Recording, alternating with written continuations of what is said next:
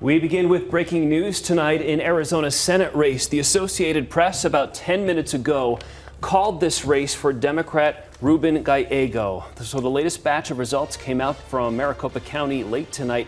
It had about 41,000 ballots included. Ruben Gallego grew his lead by another 4,000 votes in this race over Kari Lake. And this latest drop puts him ahead by more than 72,000 votes, with a little more than 93% of all of those votes counted. So here's a look at those results. 1.6 million for Gallego. Meanwhile, Kari Lake taking in 1.5 million.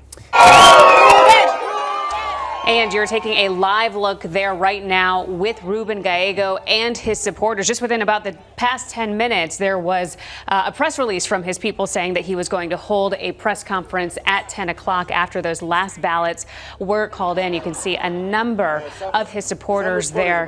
Are we going to go ahead and take Let's dip in for a sec. Okay, we'll put that here. Hopefully that works for y'all. Well, first of all, happy Veterans Day. And thank you to the Travis Williams American Legion Hall for hosting us today. And to all my veterans, but especially to my Marine Corps veterans. And Semper Fi, yep. Listen, growing up the way I did, in the environment that I did, in my community, and growing up poor, being here was something that was literally a dream. It was a dream for me to go to college. It was a dream of my mom that any of us ever went to college. She was hoping that we'd just become, good citizens, and we did. And it's all due to because this is the greatest country in the world, and the only way I could be here is because of this great country, and I want to thank them for that. For those that don't know me, my name is Ruben Gallego.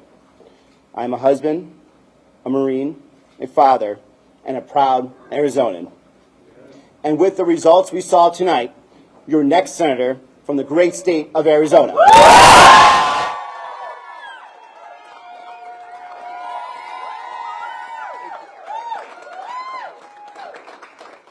And the first Latino senator in the history of Arizona.